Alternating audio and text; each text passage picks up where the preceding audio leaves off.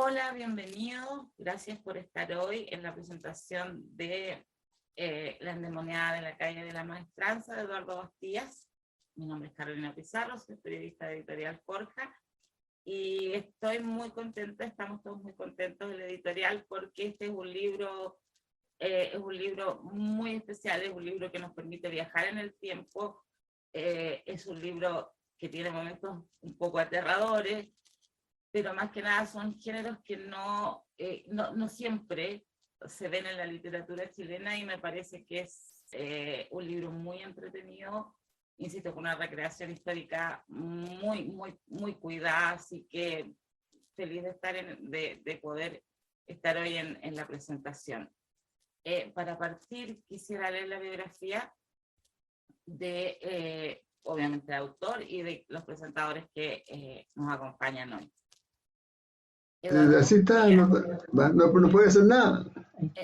Nació en Valparaíso y vivió en esa ciudad hasta que se trasladó a Santiago para proseguir estudios superiores en la Universidad de Chile, donde obtuvo el título de médico cirujano, especialista en cardiología. Es médico, profesor de medicina y escritor. Como médico ha ocupado altos cargos asistenciales, administrativos y universitarios. Actualmente es académico correspondiente a la Academia Chilena de Medicina. Como escritor pertenece al grupo literario Sueños y ha obtenido diversos premios en concursos y congresos médicos de escritores, entre los que destaca el primer premio de narrativa en Encuentros Latinoamericanos de Médicos y Escritores en Buenos Aires y el segundo premio en el concurso del Colegio Médico por la Sociedad de Escritores de Chile. Carolina, perdón. Que ¿Podemos? Los micrófonos, por favor, los que lo tengan abierto.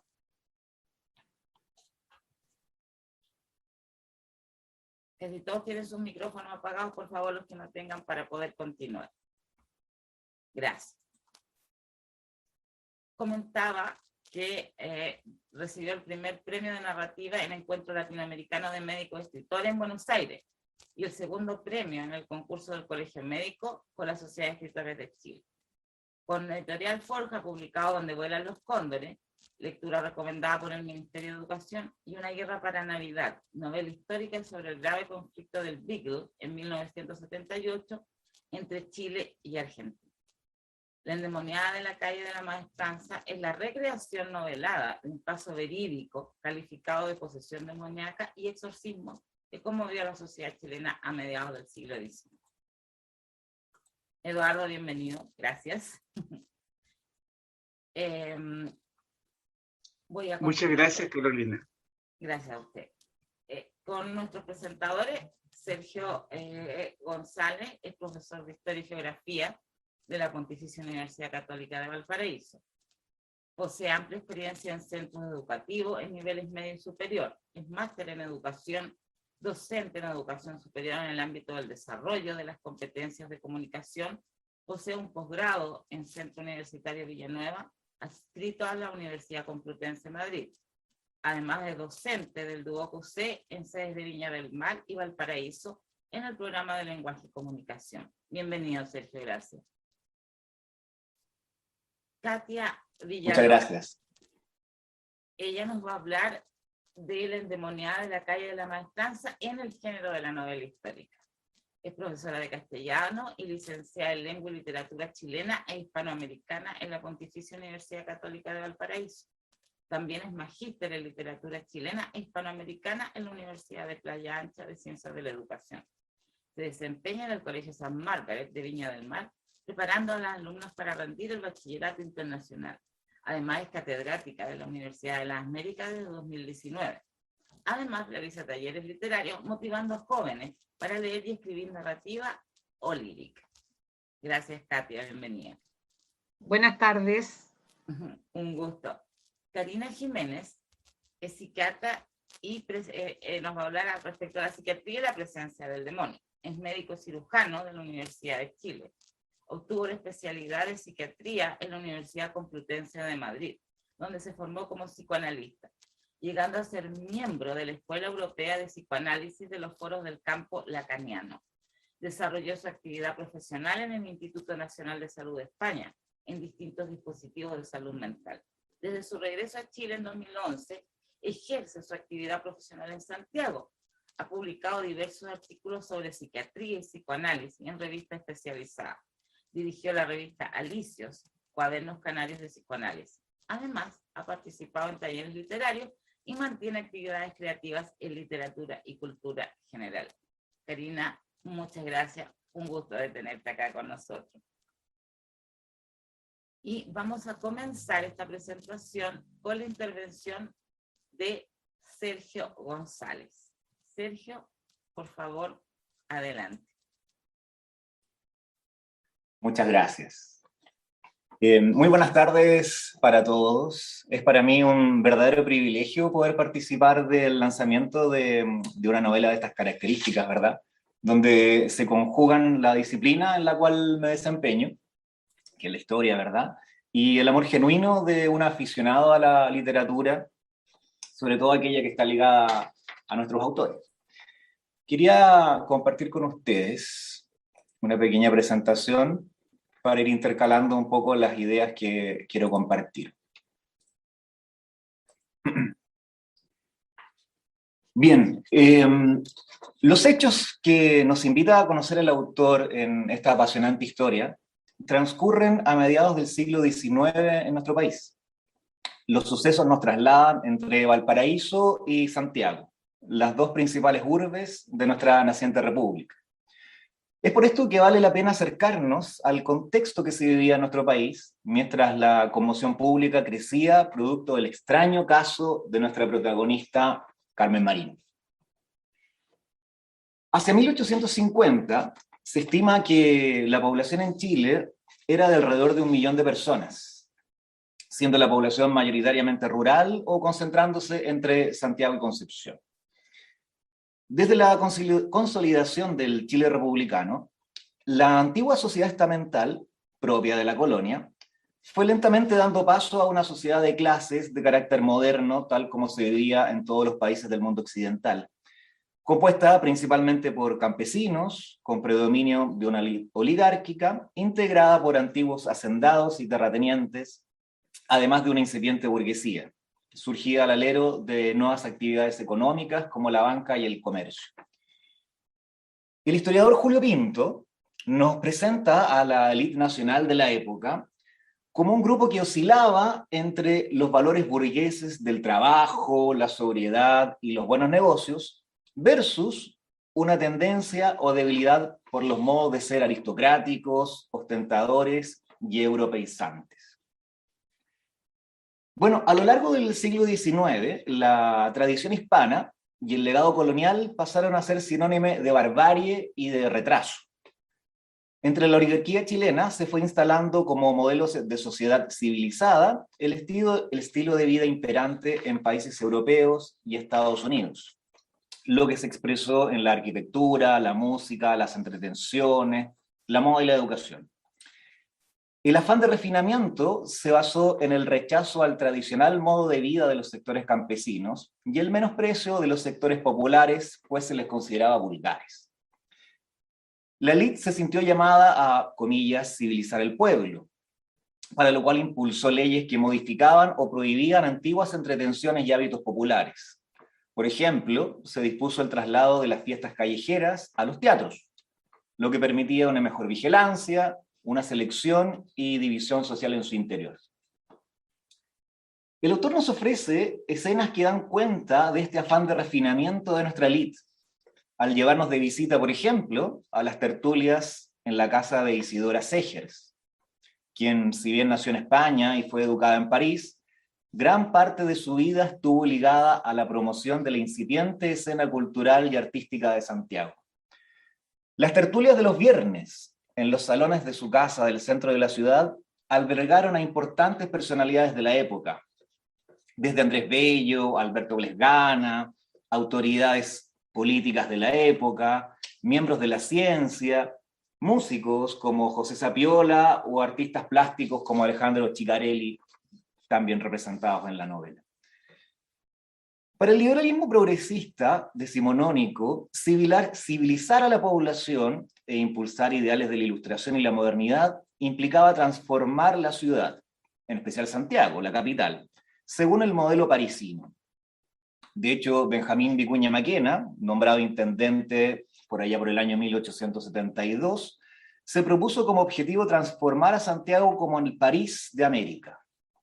Así, de la capital de Francia no solo vendrían ropas y modales, sino que también un completo diseño urbano. A lo largo del siglo XIX, el desarrollo educacional fue un tema de gran interés, tanto a nivel estatal como privado. El fenómeno de la educación fue asumido así tanto por el Estado, a través de leyes que buscaban mejorar el acceso a las escuelas, como también por entidades privadas y congregaciones religiosas que abrieron numerosas escuelas. Un dato a considerar es que entre el año 1858 y 1895, el número de establecimientos aumentó de 450 a 1253. Sin embargo, solo el 28% de la población nacional sabía leer y escribir para fines de siglo. Muestra de lo anterior nos describe el autor con la llegada de nuestra protagonista, Carmen Marín, al internado del Colegio de las Monjas Francesas, en el barrio Almendral de Valparaíso. Las misiones de religiosos europeos habían arribado a Puerto por allá por el año 1834, coincidiendo en la goleta Sílfide con el célebre naturalista Claudio Gay. Lo que en un principio era solo una escala provisoria en su destino final hasta Oceanía, terminó convirtiéndose para los misioneros en un proyecto definitivo que albergó colegios, escuelas e internados, donde pocos años más tarde sería llevada la preadolescente Carmen Marín. La hegemonía alcanzada por el pensamiento liberal en esta época instaló como uno de los ejes del debate político la relación entre la Iglesia y el Estado. La lucha por alcanzar una educación laica con fuerte respaldo estatal fue fuente de conflictos con la Iglesia. Paradojalmente, durante los gobiernos liberales, especialmente en los gobiernos de José Joaquín Pérez y Federico Errázuriz, los conservadores fueron quienes defendieron la libertad de enseñanza y se oponían a la injerencia del Estado en los programas, currículos y textos de estudio. Una muestra de lo anterior es lo que sucedió a comienzos de la década del 70, donde el rector del Instituto Nacional, Diego Barros Arana, aplicó una reforma educacional enfatizando la formación científica, al incluir asignaturas como física, química y botánica. Estos cambios fueron resistidos por la Iglesia y los conservadores, que consideraban que las ciencias contrariaban los dogmas católicos. La novela nos invita a percibir el cotidiano diálogo existente entre los estamentos más influyentes de la sociedad decimonónica. En distintos pasajes nos sentimos curiosos espectadores de discusiones sobre lo humano y lo divino, donde pueden confluir senadores de la República, sacerdotes y médicos. Sin embargo, las diferencias y roces sobre el campo de acción de unos y otros en la joven república estaba a punto de estallar. El siglo XIX marcó el quiebre definitivo en la relación Iglesia-Estado en Chile. Ahora bien, es sabido que la Constitución chilena de 1833, que regía la época, consagraba en su artículo 5 que la religión de nuestro país era la católica, apostólica y romana, con exclusión del ejercicio público de cualquier otra. De este modo, la unión entre Iglesia y Estado suponía, tal como lo afirmaba Alberto Edwards, un estado de alma social, donde la Iglesia gozaba de autoridad y privilegios aún en el orden temporal. Sin embargo, el divorcio comenzó definitivamente con la denominada cuestión del sacristán. Un asunto que vale la pena recordar, ya que ocasionó insospechadas consecuencias. En principio, era un conflicto de origen menor, pero que escaló hasta la presidencia y detonó el quiebre del orden conservador en Chile. Esto ocurrió en el año 1856 y tuvo como máximos protagonistas al presidente de la época, Manuel Montt, y el arzobispo de Santiago, Rafael Valentín Valdivieso. Los hechos que originaron este suceso son los siguientes. El sacristán de la catedral, de nombre Pedro Santelices, fue despedido por faltar gravemente el respeto al presbítero Francisco Martínez Garfias, que a la sazón ocupaba el cargo de sacristán mayor. El despedido reclamó ante el Cabildo Eclesiástico y luego de varios alegatos de ambas partes, el arzobispo Valdivieso, máxima autoridad nacional de la Iglesia, mantuvo la decisión del despido. Sin embargo, para sorpresa de todos, el asunto escaló cuando la situación fue llevada a los tribunales civiles, donde la Corte Suprema de Justicia dictaminó que el sacristán debía ser reincorporado de inmediato. El arzobispo Valdivieso intervino apelando a la independencia de la Iglesia frente al poder político y acude para ello ante el propio presidente de la República.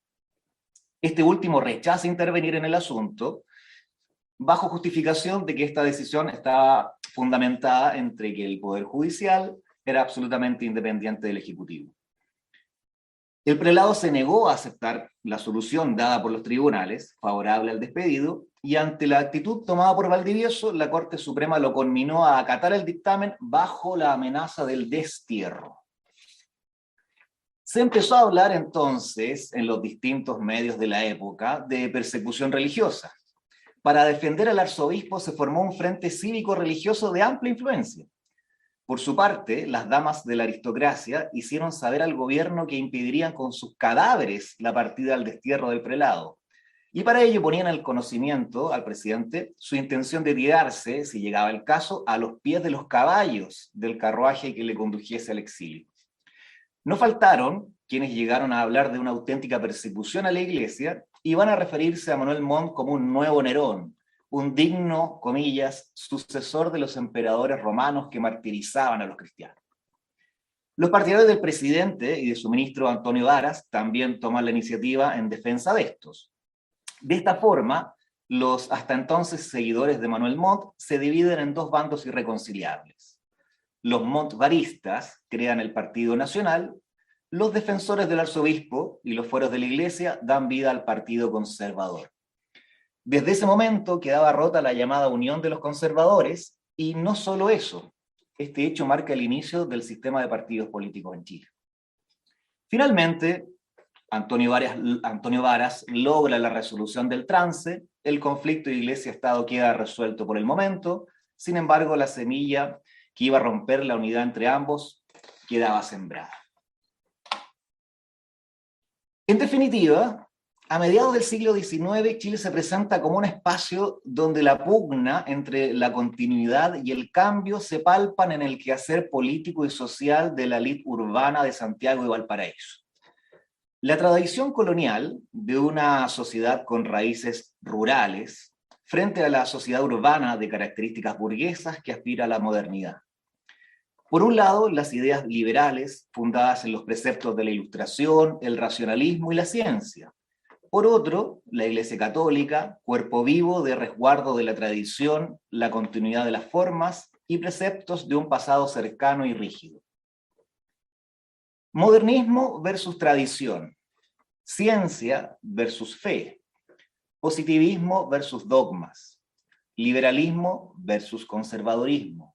En definitiva, continuidad versus cambio. Ese es el eje que atraviesa la discusión en Chile durante este periodo. Una discusión que vemos reflejada hábilmente por el autor en esta novela, donde podríamos preguntarnos para finalizar, ¿quién es en definitiva el sujeto de Exorcismo? Muchas gracias. Sergio, muchas gracias por una excelente presentación. Sin duda nos permite comprender mucho mejor el contexto histórico y por tanto la novela. Siempre es bueno viajar en el tiempo para poder entender cómo la mirada que había de la sociedad en ese momento respecto a otras cosas, y de verdad me tomo la libertad de felicitarte porque fue una presentación muy, muy, muy buena. Ahora vamos a escuchar a Katia Villalón. Katia, ¿estás por ahí? Ahí está Katia. Sí, estoy aquí. Aquí está. Hoy un millón de gracias por participar, y bueno, te dejo la cámara y el micrófono. Muy bien, muchas gracias. Por tercera vez acompaño a Eduardo Bastías Guzmán en esta aventura retórica. Tengo el honor y gran desafío de analizar literariamente la novela llamada La endemoniada de la calle Maestranza. Leer es abrir las puertas a la sabiduría. Teniendo clara esta premisa, iniciaremos el viaje a través del discurso que el autor construyó y que nosotros, como lectores, debemos interpretar y decodificar. Es importante iniciar este análisis recordando que la primera publicación del Dr. Bastías fue Donde vuelan los cóndores, una novela didáctica por la finalidad de su mensaje. La segunda corresponde a una nueva novela histórica, pues Una guerra para Navidad da cuenta del interés por ficcionalizar el discurso histórico y por la distorsión consciente de la historia mediante omisiones, exageraciones y anacronismos. Estas ideas corresponden a 2 de las 10 expuestas por Simon Menton en su clasificación. En esta ocasión, nos centraremos en la reescritura y ficcionalización de una noticia, cuyo intertexto dio paso a la obra, redactada como una novela de suspenso. Es escrita y publicada en la posmodernidad, pero ambientada en un periodo realista, caracterizado por la valoración de la realidad circundante, el afán de verosimilitud de la ficción y el contexto sociocultural. Estas últimas ideas se legitiman en momentos históricos y reales de mediados del siglo XIX. La unión entre la historia y la literatura dan vida a un relato de identidad y cultura. Las novelas históricas, un subgénero narrativo, nacen de la mano de Walter Scott a fines del siglo XVIII y comienzos del XIX. Su objetivo se centra en revivir el pasado de una historia real, con la ayuda de la visión literaria o ficcional convertida en narrativa. Lukács la define como aquellas novelas que tratan de algún tema del pasado con verdadero sentido histórico, ya que respetan las peculiaridades de tal pasado, como por ejemplo el lenguaje de la época utilizado por los representantes de la Iglesia que rodean a Carmen Marín. La temática de la novela está centrada en esta joven, ya mencionada. En su comportamiento se reúnen 2 ideas paradojales: la religión y las fuerzas oscuras. Para Hannah Arendt, en su texto Banalización del mal, se facilita el horror en la medida que el mal o los monstruos pueden aterrizar sobre los cuerpos de individuos inocentes.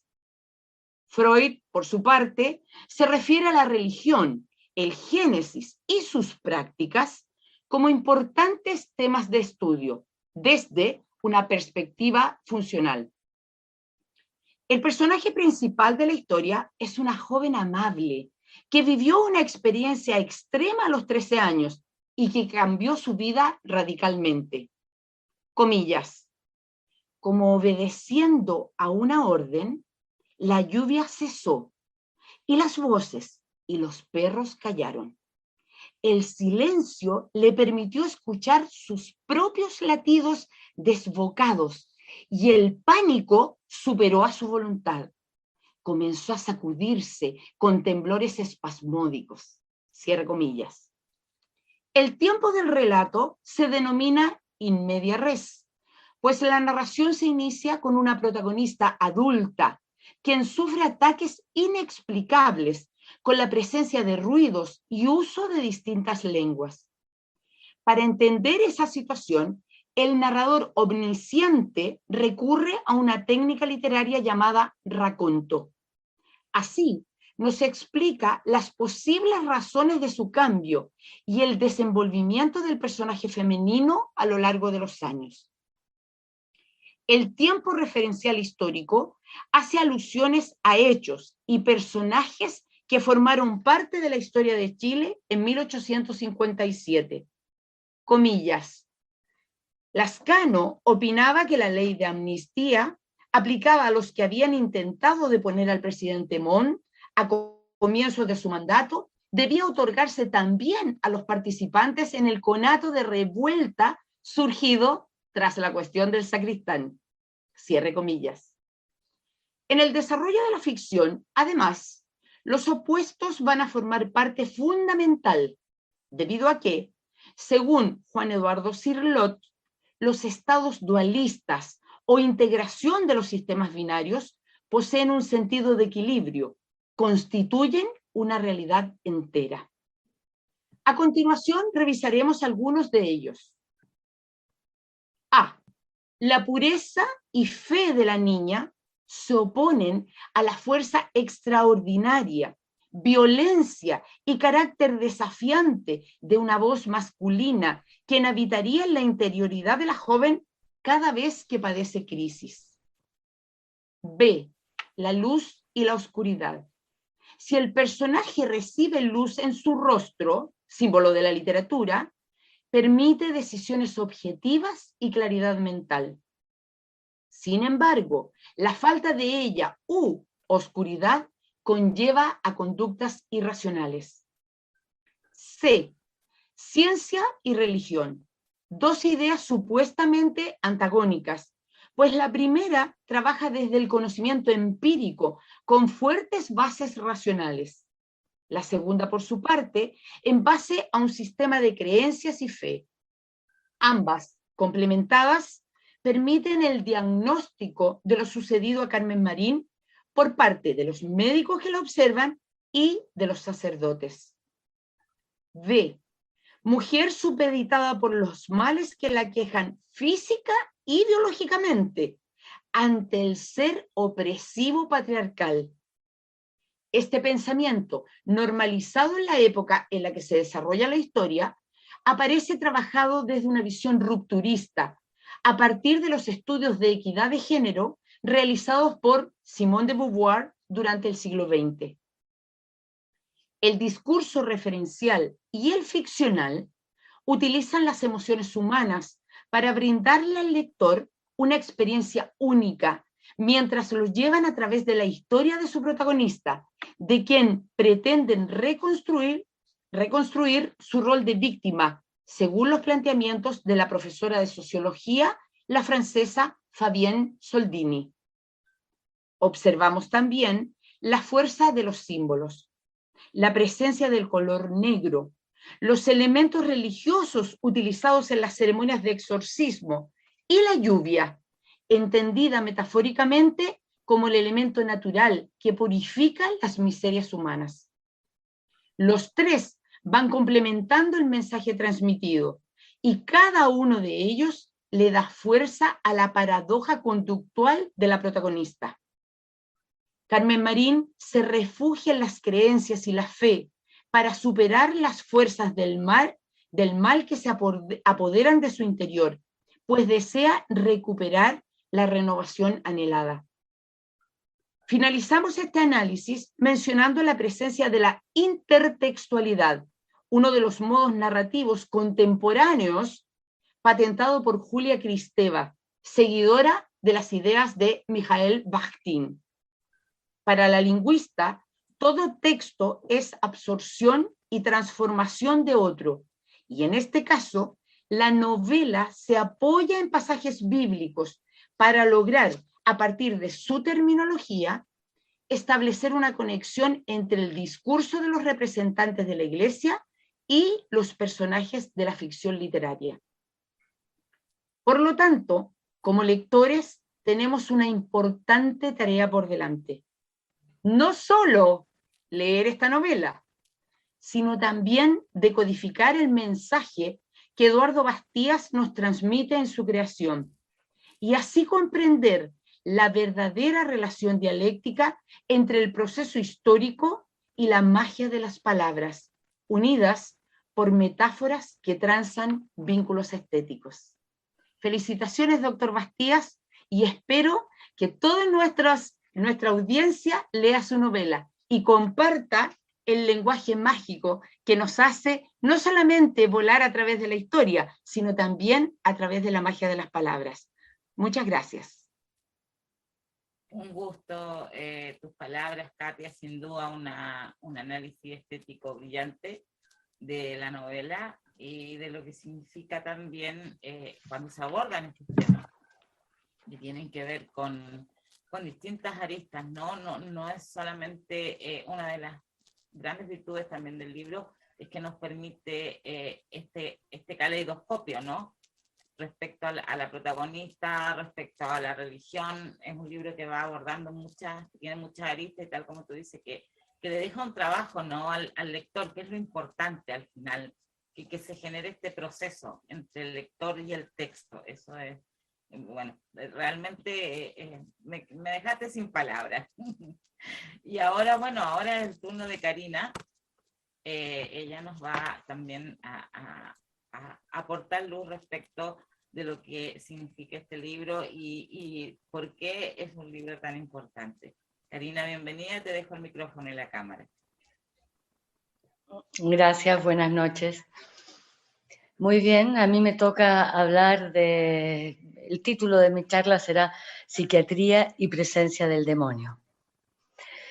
Antes de entrar en los aspectos puramente psiquiátricos, quiero decir que la novela de Eduardo me gustó mucho, la leí de un solo tirón, disfrutando del relato y suspendida en esa intriga que él es capaz de crear de principio a fin, aunque conozcamos la historia. También quiero destacar la autoridad y la actitud científica de los insignes médicos que examinaron a la paciente a solicitud del arzobispado.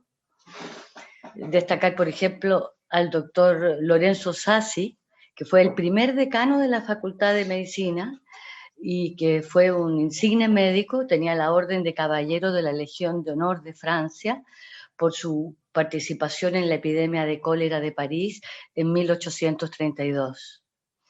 Destacar también a Thomas Armstrong, de origen inglés, profesor y el primer director del organismo de acreditación de los médicos en Chile. Destacar también al doctor Manuel Antonio Carmona, profesor de Ciencias Médicas y del Derecho, ex cirujano de primera clase del Ejército de Perú, y otros notables médicos chilenos de la época que abrieron la senda, ¿no?, de la historia de la medicina. El informe, voy a destacar el informe del doctor Carmona, que describe en un fino lenguaje las manifestaciones patológicas, fundamenta fisiopatológicamente los síntomas de la protagonista, discrimina con lucidez y apunta a las experiencias vividas por la paciente y a la causalidad psíquica, adelantándose incluso a la teoría freudiana. Él hizo un diagnóstico de histeria en una época en la que la psiquiatría recién sentaba sus bases nosográficas en las escuelas francesa y alemana, muy lejos de Chile. Decir también que la mayoría de los galenos que examinaron a la protagonista consideraron que se trataba de una enfermedad natural. Otros se abstuvieron y solo alguno apoyó la hipótesis de la posesión demoníaca. Decir también que ninguno intentó curarla, respondiendo al desafío que planteaba la Iglesia y la muchedumbre que observaba, probablemente porque reconocían la inutilidad de sus esfuerzos en ese tipo de enfermedades. Respecto a la presencia del demonio en la historia de la psiquiatría, vamos a remontarnos un poco. Decir que aunque en la antigüedad la medicina árabe y grecolatina había considerado ya la manía, la melancolía, la histeria, la epilepsia y el delirio como besanías de origen natural, durante largo tiempo los trastornos del espíritu fueron considerados como enfermedades sobrenaturales. Durante la Edad Media, bajo el influjo de la demonología y la Inquisición, se consideró a las enfermedades mentales como hechos de brujería y posesión demoníaca. Muchos trastornados acabaron en la hoguera. Las enfermedades mentales, como se pensó en el caso de nuestra protagonista. Remontándonos un poco a la historia de la psiquiatría, decir que las enfermedades mentales como una rama formal del saber médico se forja a mediados del siglo XIX en dos escuelas fundamentales. En Francia, en la Salpêtrière, que era un hospicio de mujeres, con los grandes psiquiatras clásicos de la época, neurólogos de la época, porque no estaba diferenciada la psiquiatría de la neurología en ese tiempo, como Laseg, Falret, Esquirol, y la escuela alemana con Wernicke y Kraepelin fundamentalmente. Encontramos en este tiempo las descripciones psicopatológicas más ricas, detalladas y precisas de los trastornos mentales. Se establecieron las nosografías de las enfermedades psiquiátricas, los distintos tipos clínicos, su evolución y su pronóstico. Todo eso en esa época en que el paradigma de la psiquiatría era la fenomenología, que consistía en la descripción de los fenómenos. Voy a referirme a Charcot, profesor de la Salpêtrière, un ilustre neuropatólogo que se interesó especialmente por el cuadro clínico tremendamente aparatoso que presentaban algunas pacientes, el llamado gran ataque histérico. Este era un cuadro clínico desconcertante para los médicos por la variabilidad de los síntomas y la incongruencia psicopatológica de los síntomas, con lo que se conocía de la medicina en ese momento.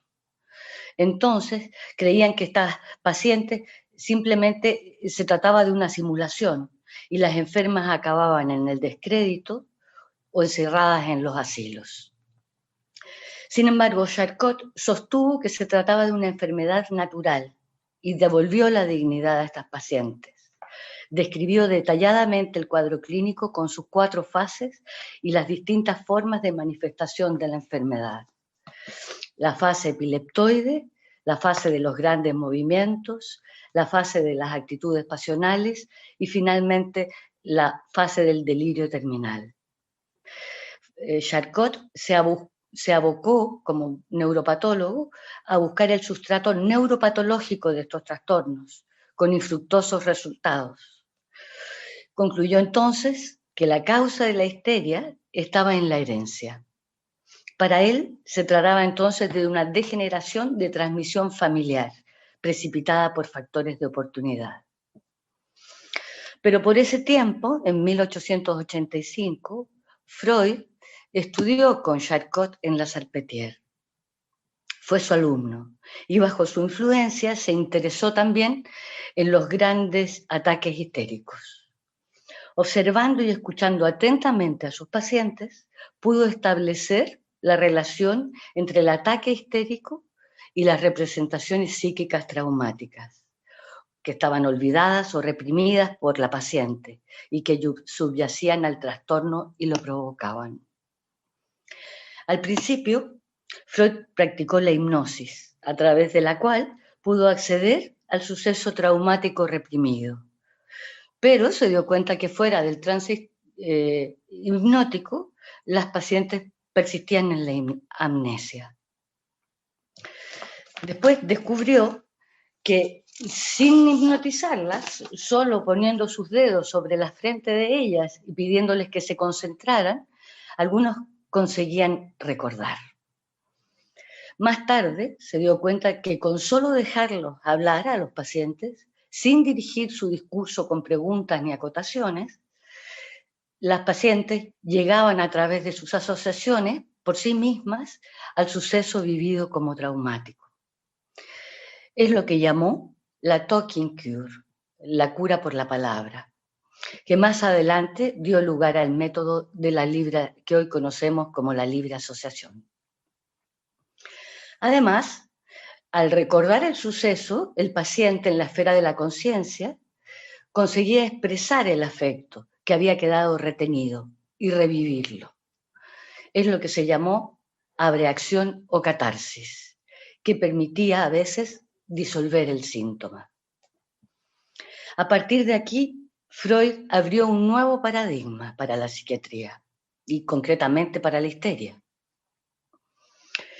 el de la causalidad psíquica y no orgánica de tales enfermedades.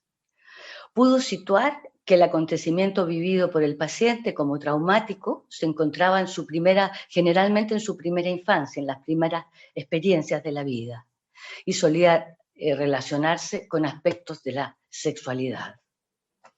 Postuló la existencia de una escisión de la conciencia con la formación de contenidos psíquicos separados que se manifestarían durante el ataque histérico.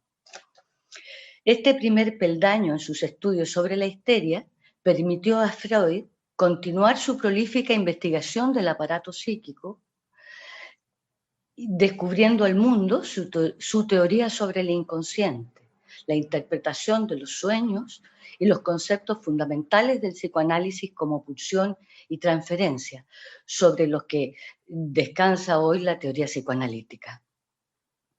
No podemos prescindir hoy de palabras como lapsus, acto fallido, doble personalidad, neurosis, incorporados al lenguaje común y al uso popular. Quiero decir, tan importante es lo que se desarrolló a partir de ese conocimiento. Entonces, debemos mucho a esas histéricas del tiempo de Freud. Decir también que los síntomas psiquiátricos en general mutan de acuerdo a la cultura y a la época, según un contexto determinado y según los valores y las creencias imperantes. En la histeria, esa plasticidad es máxima. Las manifestaciones sintomáticas siguen las modas, remiten a los valores, incluso a acontecimientos de la época. Con todo esto, cabe preguntarse, ¿dónde encontramos a la histeria hoy? ¿Cómo se manifiesta?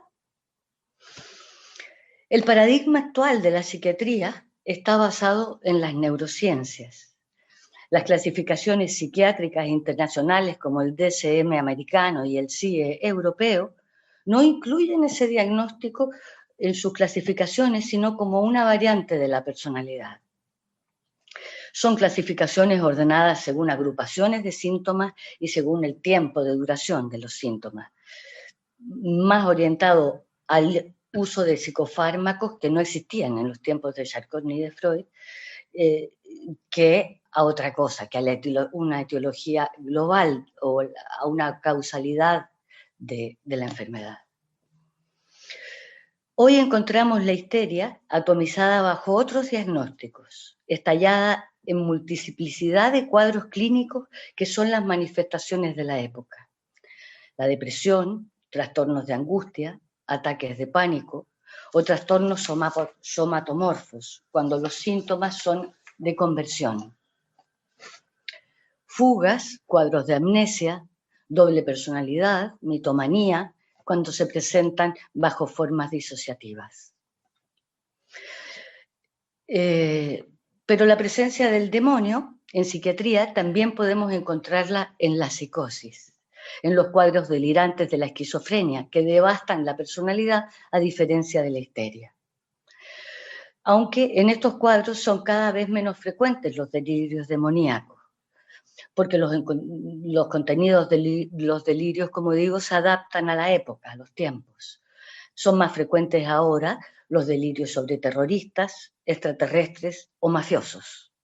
Aunque el demonio es una imago arquetípica fuerte en nuestra cultura y aún puede perdurar. Decir también que en estos tiempos trepidantes de aceleración e impaciencia se buscan soluciones rápidas y fáciles como los psicofármacos, como las que procuran los psicofármacos, con lo que el sujeto queda desconectado y desresponsabilizado respecto a lo que le sucede subjetivamente. Así, el consumo de psicofármacos se ha disparado en el mundo y nuestro país ostenta los primeros lugares en ese ranking. Sin embargo, me parece importante decir que hoy los psicoanalistas seguimos escuchando a los pacientes histéricos y no histéricos en nuestras consultas, a través de las enseñanzas de Freud y de los psicoanalistas que continuamos su estela, para dar oportunidad a los sujetos de elaborar a través de su palabra y su proceso psíquico la causa de su malestar. Eso es lo que yo quería transmitirles. Karina, qué buenísima presentación. Realmente aportas luz sobre temas que son sumamente importantes, que tienen que ver con cosas que no todos entendemos, pero que lo has explicado maravillosamente, con una claridad que envidio. Me dejas también, los presentadores me han dejado sin palabras.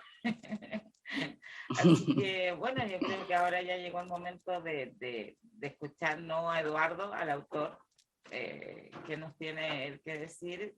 Y sí, eso, aprovecho de avisar que si alguien quiere hacer una pregunta, ya sea a Eduardo o a nuestros presentadores, puede dejarla en el chat y al final se la haremos llegar a cada uno de ellos. Gracias, Karina, nuevamente. Eduardo, Gracias. por favor, la cámara y el micrófono para ti.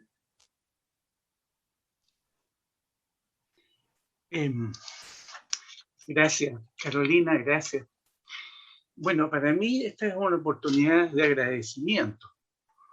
De partida, agradezco a todos los concurrentes virtuales que nos están acompañando, pero en especial a Sergio, a Katia y Karina, cuyas exposiciones a mi juicio han sido tan interesantes que no habría sido necesaria la novela para haber tenido una reunión en que hubiéramos tocado estos 3 puntos por separado en una especie de seminario, ¿ya?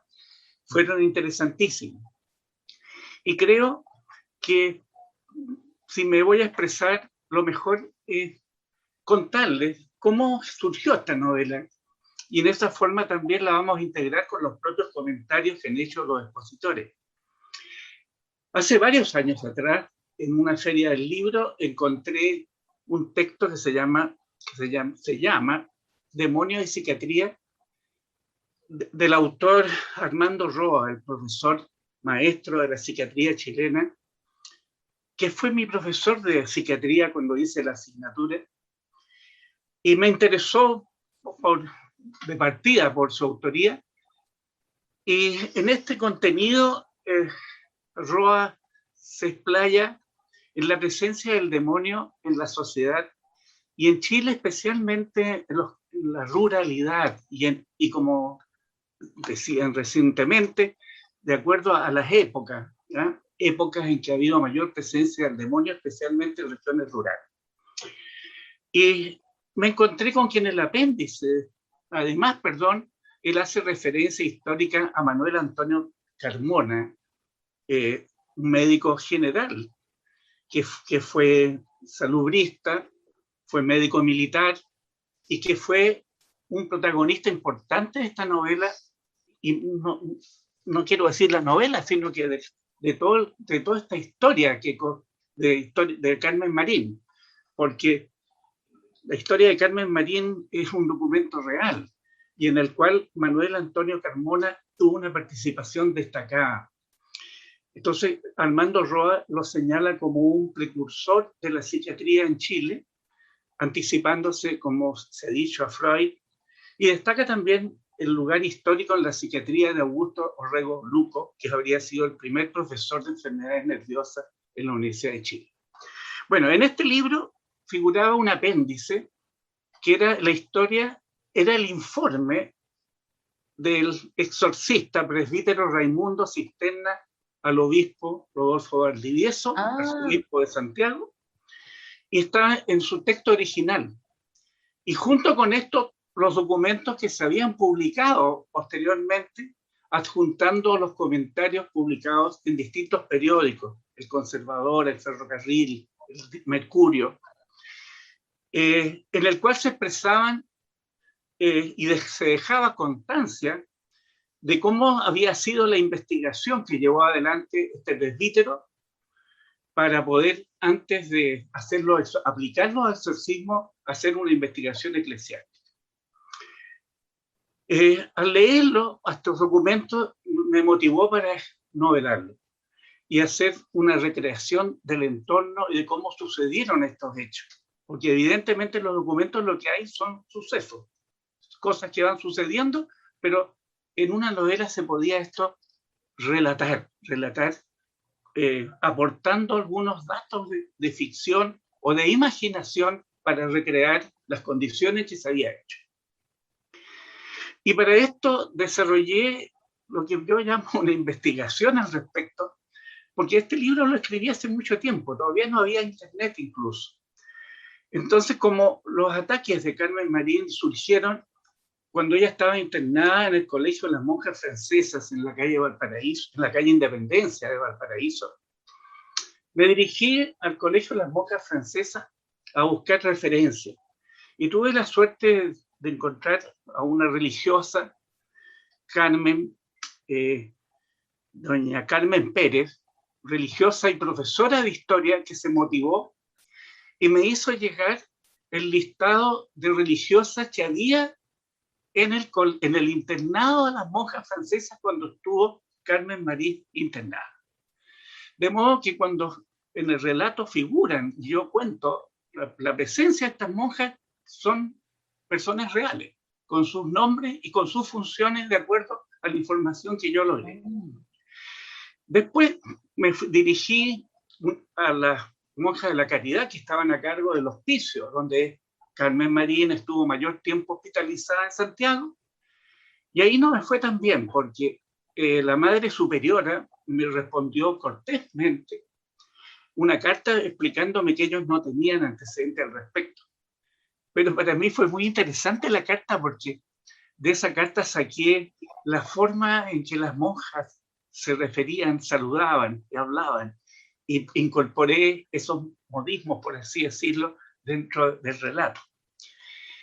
Y efectivamente, durante la crisis, la última crisis, que fue cuando se aplicó los exorcismos, es real de que Alejandro Schicarelli, que era director del Museo de Bellas Artes, pidió una pausa para dibujar un boceto de Carmen Marín. Entonces me dirigí al Museo de Bellas Artes, pero no encontré tampoco mayores antecedentes.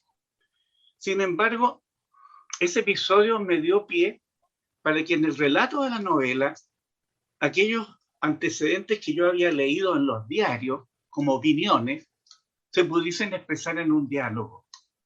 Entonces, cometí la ficción, el truco de que en ese lapso que realmente ocurrió, originé y creé una reunión clínica en que los médicos discutieron personalmente argumentos que ellos habían expresado a través de comunicaciones escritas en los periódicos.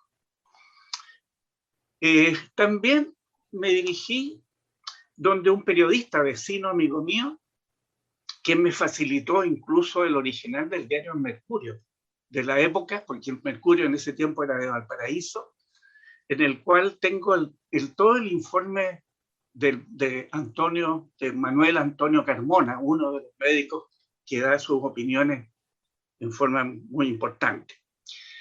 Y además me investigué con un compañero de colegio mío, profesor de teología de la Universidad Católica de Valparaíso, quien me aportó los antecedentes del exorcismo y del rito eclesiástico con el cual se aplican los exorcismos, y de ahí que todas las expresiones que están escritas en latín son auténticas y tomadas efectivamente del ritual romano. Todo este proceso realmente a mí me hizo enamorarme de mi novela, porque fue como un hijo, fue como tener una hija, ¿ya? Y hasta el día de hoy, de las 3 novelas que tengo, la primera, de Donde vuelan los cóndores, tiene un significado muy especial por haber sido recomendada por el Ministerio de Educación, pero esta otra es como mi regalona, diría yo, a través de todo el proceso con que se generó. Todo lo que además, recurrí a mi biblioteca, en que tengo muchos libros y antecedentes sobre el Valparaíso antiguo. Entonces también me permitió tener una visión histórico, social y geográfica de lo que era la época de Valparaíso y de Santiago a mediados del siglo XIX. De modo que la novela es bastante fiel a la realidad. Y de ahí viene el subtítulo. La novela tiene el subtítulo de La verdadera historia. Viene porque teniendo yo mi novela todavía en el computador y no tenía intenciones de publicarla, en uno de los canales de televisión se hizo una teleserie que se llamó La Poseída, y basado en Carmen Marín. O sea, el caso estaba tomado, este caso, como motivo central, pero se apartaba tanto de la realidad, no figuraba el doctor Carmona, estaba centrada más bien en las pasiones entre los personajes, que decidí ponerle el subtítulo de La verdadera historia, porque efectivamente lo que aquí se cuenta es lo que realmente sucedió, y los aportes de ficción son exclusivamente adornos que no entorpecen en nada la autenticidad de los hechos. Hubo sí un par de trucos, como no es fácil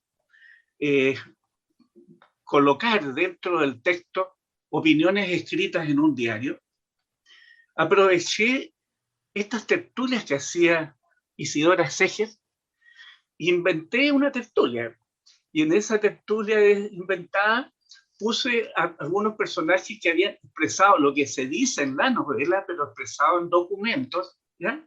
Pero esta vez en una forma de diálogo dentro de estas tertulias de Isidora Seges, que se agregó a las que realmente ella había realizado.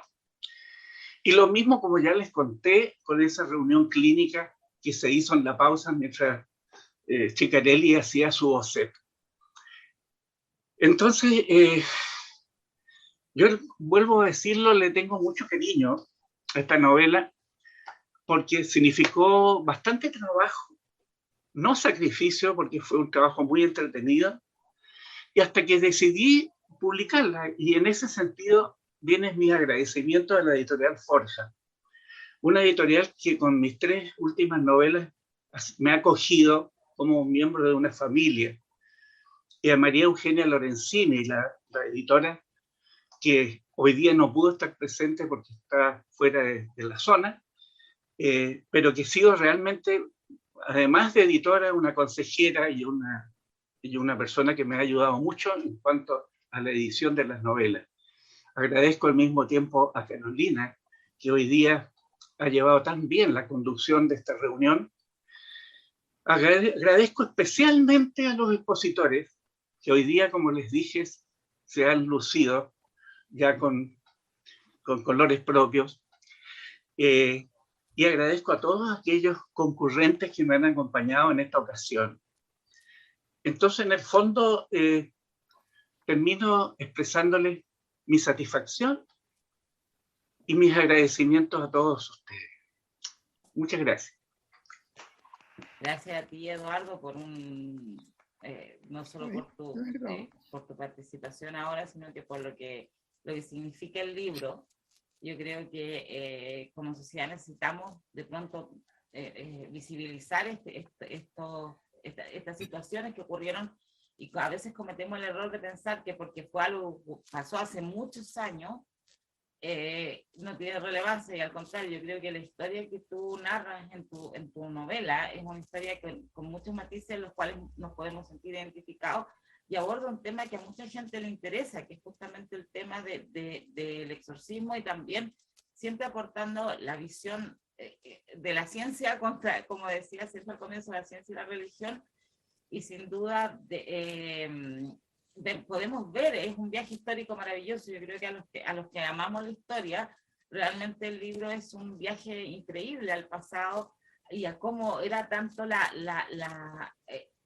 cómo, digamos, los médicos abordaban estos temas, que de repente incluso en el libro, cuando yo lo leí y leí la participación de los médicos, lo encontraba tan frío, que yo creo que también tiene que ver con lo que comentaba Katia, ¿no? Con el tema de cómo siempre está el tema del patriarcado.